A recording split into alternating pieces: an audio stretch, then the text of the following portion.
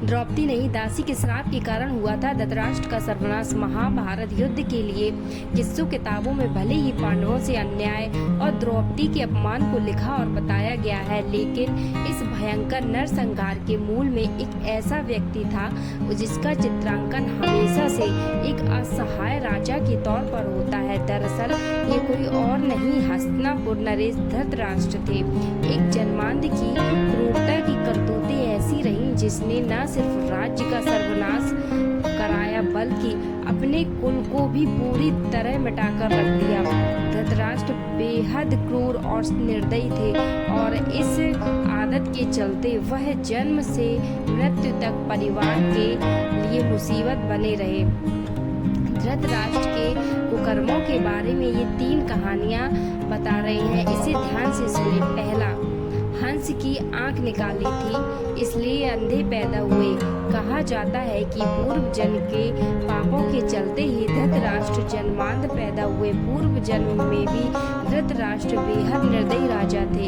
एक बार वे सैनिकों के साथ राज्य भ्रमण पर गए तो उनकी नजर तालाब में बच्चों के साथ अठखेलियां करते हुए हंस के परिवार पर पड़ी, मगर अपनी क्रूर मनोदशा के चलते उन्होंने सैनिकों से हंस की आंख निकलवा ली।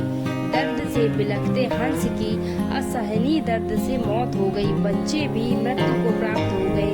मरते हुए हंस ने उन्हें श्राप दिया कि तुम्हारी भी यही दुर्दशा होगी। इसके असर से धृतराष्ट्र अगले जन्म में अंधे पैदा हुए और सभी संतानें भी इसी तरह मृत्यु को प्राप्त हुई।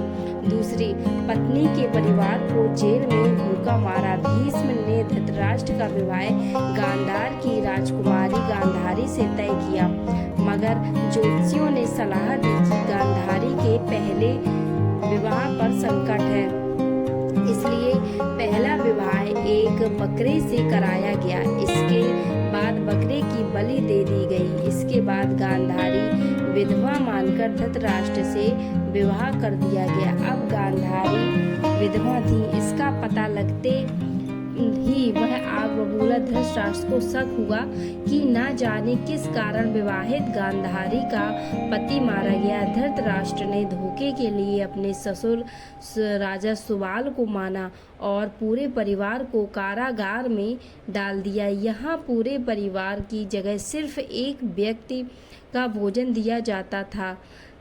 भूखे परिवार में कोई तो जीवित बचे, इसलिए यह भोजन सबसे छोटे पुत्र शकुनी को दिया जाए। ऐसे में बाकी परिवार भूख से मर गया और शकुनी बहन गांधारी के साथ हस्तिनापुर में रह गया, जिसका बदला उसके कुरुवंश का सर्वनाश करवाकर लिया।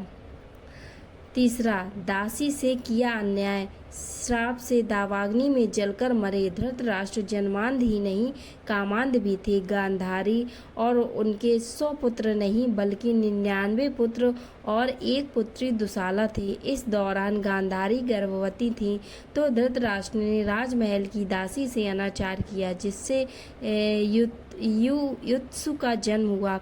इस तरह कौरव 100 पूरे हुए। आहत दासी ने धृतराष्ट्र को दावाग्नि में भस्म होने का श्राप दिया। इस कारण उनकी मौत जंगल में जलने से हो गई। दोस्तों, कैसा लगा वीडियो कमेंट में बताएं और ऐसे ही वीडियोस के लिए इस चैनल को सब्सक्राइब करें, वीडियो को लाइक करें, शेयर करें। धन्यवाद।